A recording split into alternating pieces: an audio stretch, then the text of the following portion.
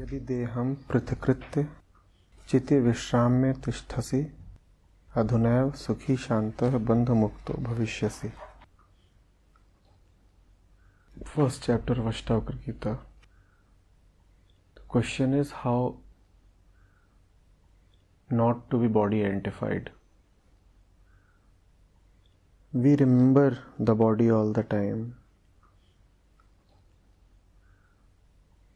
We remember so many other things all the time. Thoughts of the world occupy the mind all the time. Memory is active all the time.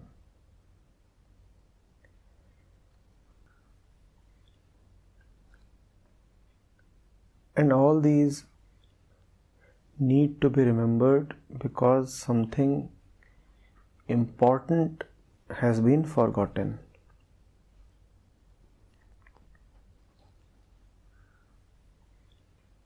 The sense of self needs identification. The sense of self needs to find out what it is, who it is. After all, you do exist, right? You do exist. If you do exist, you ought to be somebody, something, some entity.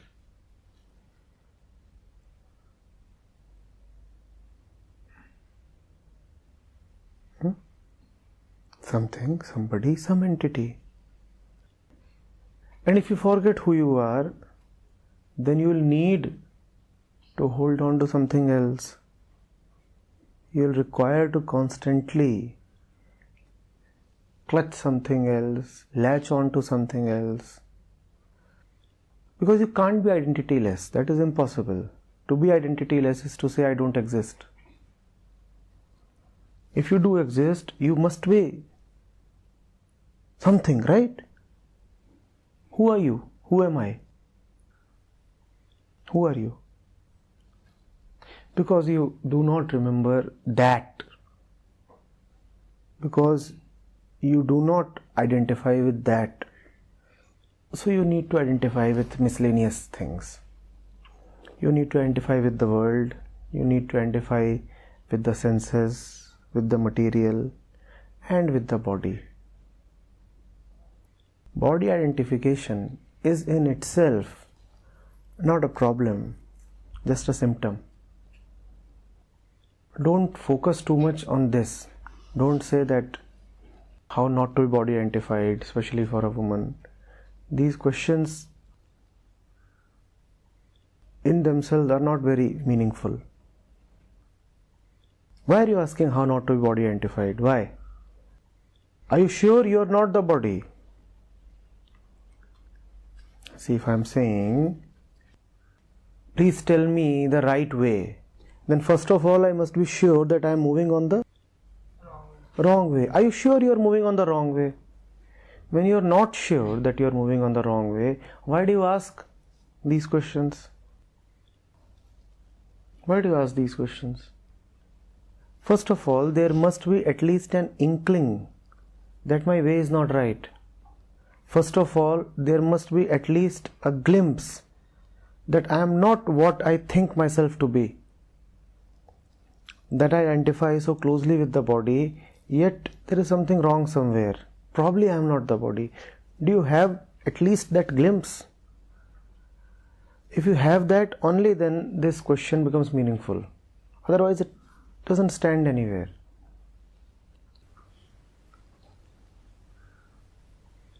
The real must call, only then the unreal will show up as unreal. Is the real calling? Can you hear him calling? Is your real identity beckoning you? Only when your real identity is calling you, do you earn the right to say that why am I body identified? Is something real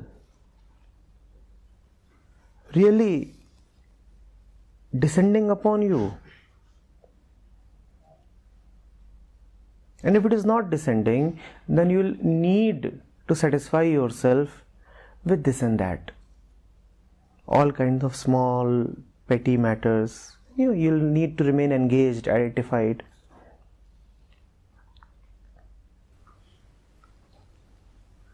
I'm repeating. The question is not why am I so involved with the small, with the ephemeral.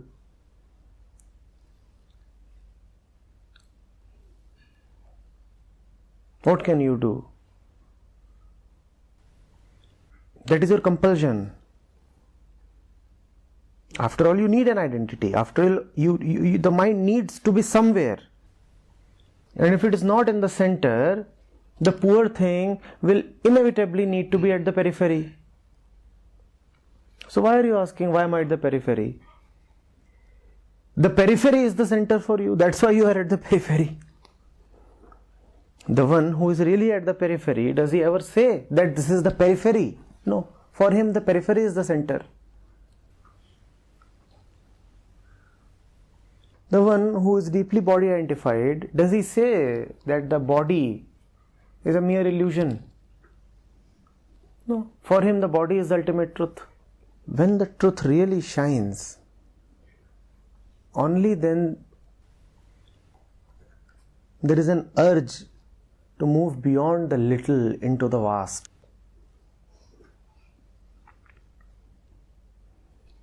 And then body identification drops by itself. Then you won't even talk about the body. Then you won't say, why am I body identified? Because then the body becomes irrelevant. It is not even a question worth raising. You raise a question only when something is occurring to you, right? Even to ask a question, the question must first be present in the mind. When something becomes irrelevant, then it is not even present in the mind.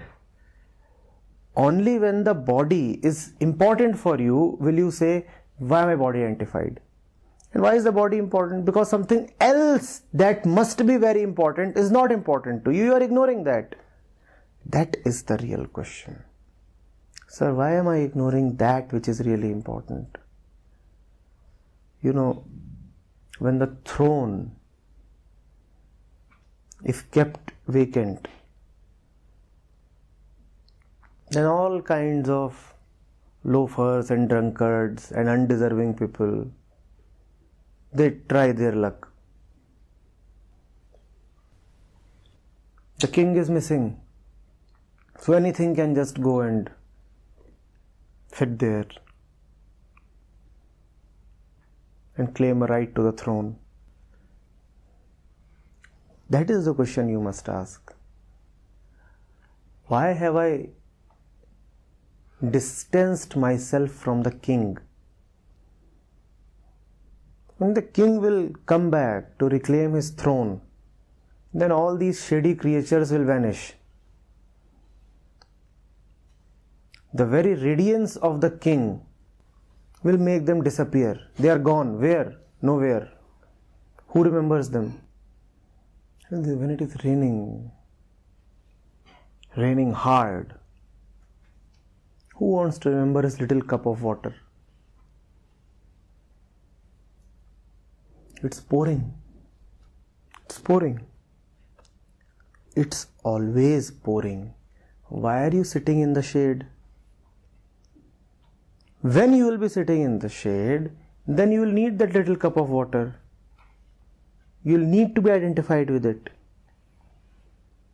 And you are constantly asking, sir, why do I need to cling to this little bowl? You are clinging to that little bowl because you are protecting yourself in the shade. Go out in the open.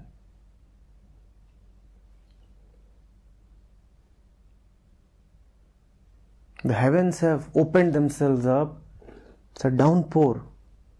And then you will not even ask a question about that little cup. Then you will not even ask, why am I body identified? That question has disappeared. It has become irrelevant. Where is the body? I don't remember the body. I don't remember the body. Where is the body? The body exists only as long as it is important for you. Otherwise it loses its relevance. There is no relevance.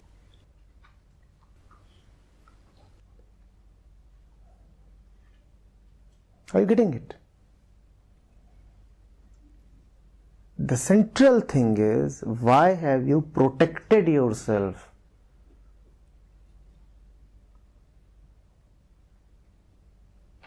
And it's the same thing. I keep on saying it through different metaphors. Last week we said that the sun is out. Why are you hiding in a cave? Today I am saying it's pouring. Why have you protected yourself in some shelter? And there you are, having that little cup. Oh, this is the kind of water that I have. Obviously, sitting in that shelter, you will need to protect your cup because you have distanced yourself from the rain. The rain is there, but what to do with your shelter? Your great cleverness, all the teaching and upbringing and conditioning that the world is a bad place. Rains are dangerous. Who knows? Maybe it is acid rain. So beta, please hide in some shelter. The clever woman is the one who builds a nest for herself. So you have built some nest and you are hiding there. Now how will you experience the rain?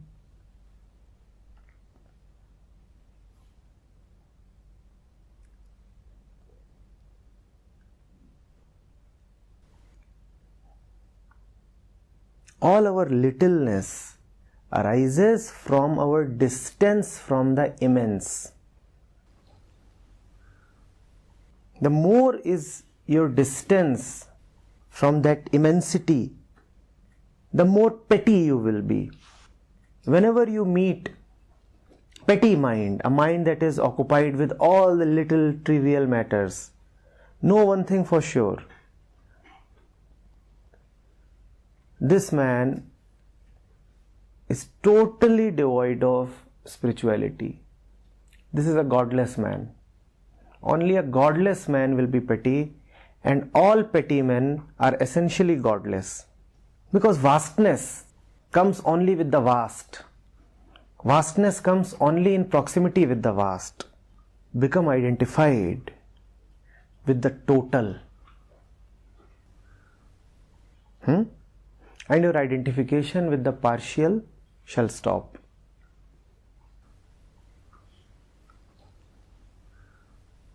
You need some identity. Give yourself the most total identity possible. That is the reason why we have said Aham Brahmasmi. That is the most total identity that can be given to you. Now, after saying Aham Brahmasmi, there is no point in saying Aham Dehasmi. When I am the total, what is the point in saying that I am the partial? It's not that I am not the partial. Remember this. Aham Brahmasmi does not mean that I am no more the body. It means I am much more the body. It's not a question of saying I am no more the body. It's a question of saying I am much more than the body. For that, there needs to be an immensity. There needs to be a movement away from littleness, from your confinement, from your pettiness, from your boundaries, from all the divisions that thought creates in the mind.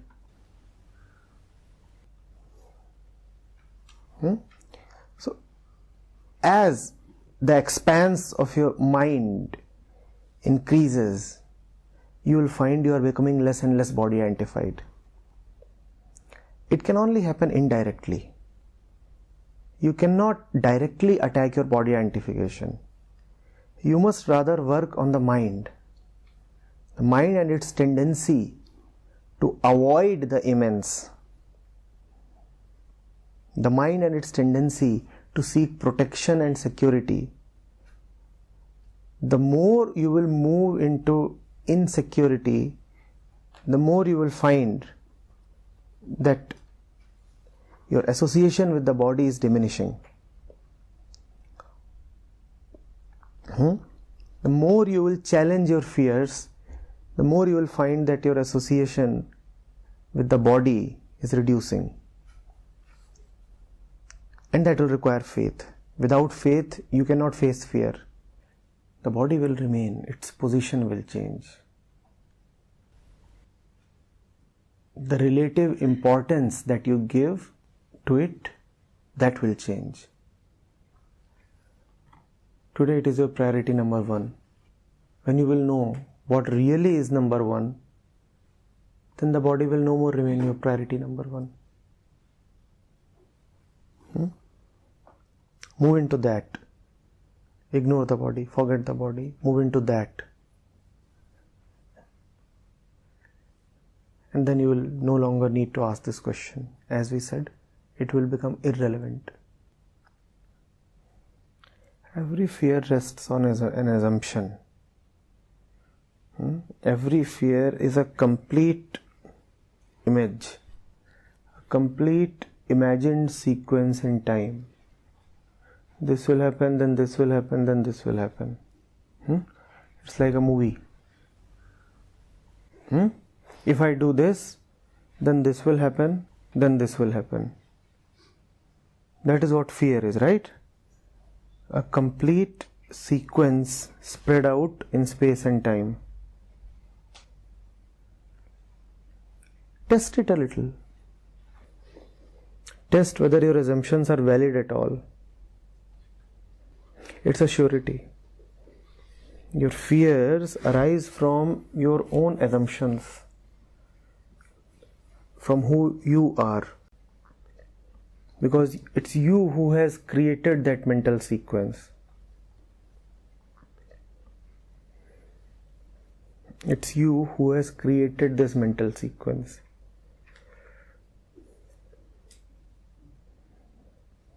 Test.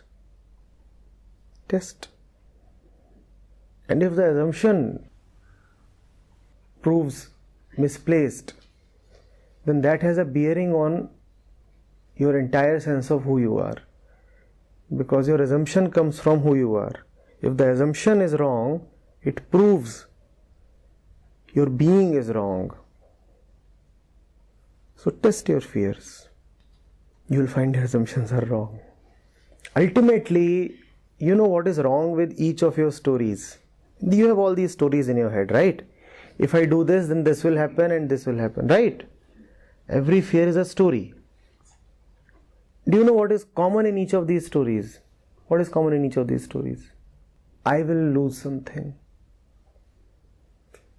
That is the end of each of these stories, right? If the fear is a story, then that story consists of events. This event, this event, this event, this event, this event, this will happen, then this will happen, then this will happen, then this will happen, then this will happen. What is the final scene of each of these sequences? I am losing something. That's where you are wrong. That's where each of these stories is a false story. Each of your stories is a false story. Each of your fears is a false fear. Test it. You are never losing anything. That's why I said your fears arise from your sense of who you are. Because you do not know who you are, because your assumptions regarding yourself are wrong, that is why each of these stories is wrong.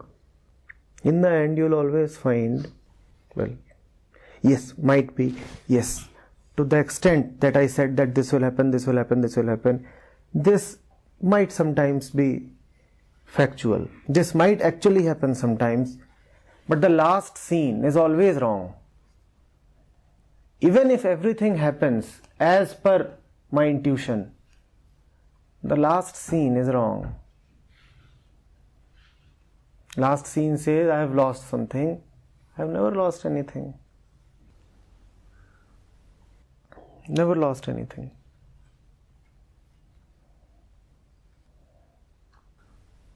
I'm not saying that the events that you are suspecting will happen, will not happen. I'm not saying that what you are fearing will happen, will not happen. What I'm saying is, even if what you are fearing will happen actually happens, yet it will not diminish you. Your fear is not that something bad will happen. Your fear is that you will stand diminished. Your fear is that you will lose something. That is your real fear, right? 1,000 things happen, and if they do not impact you, you will not be afraid, correct? You are not afraid that something bad will happen to somebody else. You are afraid of the impact it will have upon you. Am I right? If you know very well that come what may, let the world collapse, it will have no impact upon me, will you still be afraid for the world? Is it the world that terrifies you? Or is it your own vulnerability? Your own once you discover that I am not vulnerable at all, I do not stand to lose anything, then what is the point in fearing? That's why I am saying test your fear. See that even if the world collapses around you, you will still be alright. See, you will require, if not faith, then at least deep trust. You will require that. And it's a progressive thing. Once you see that, oh, I didn't lose much this time, then you are prompted to dive again.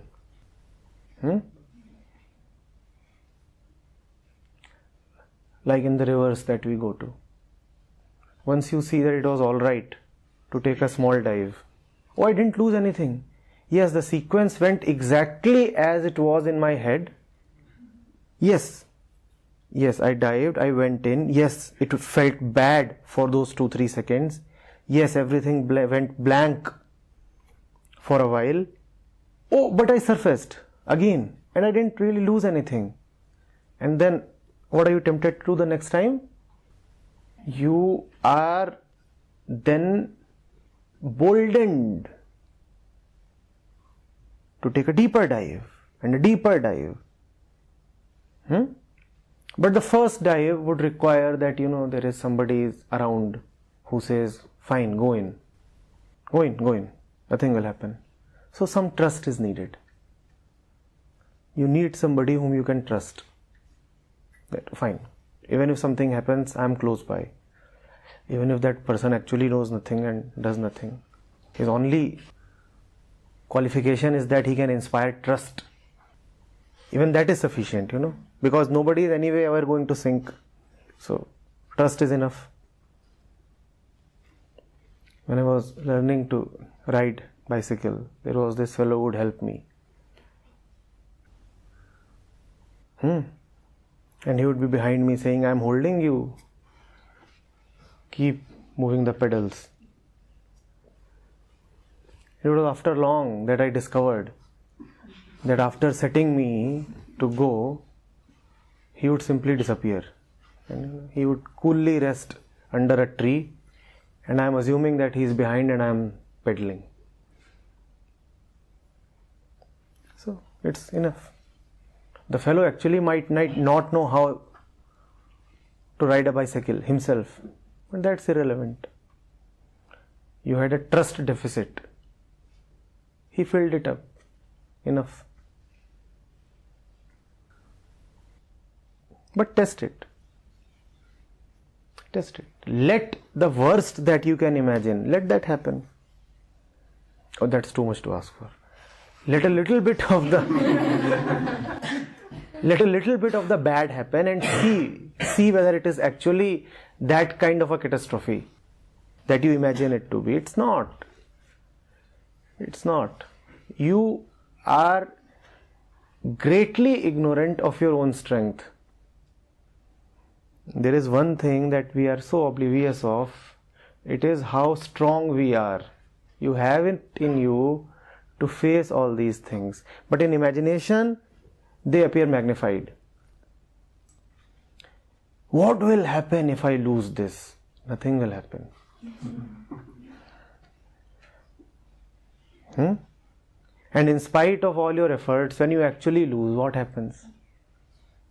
What happens? Does anything happen? But when you keep imagining, it is like the end of the world.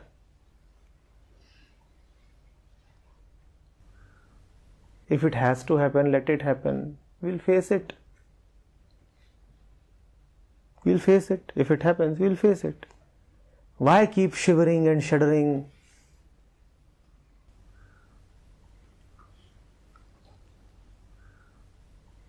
You're stronger than you know yourself to be.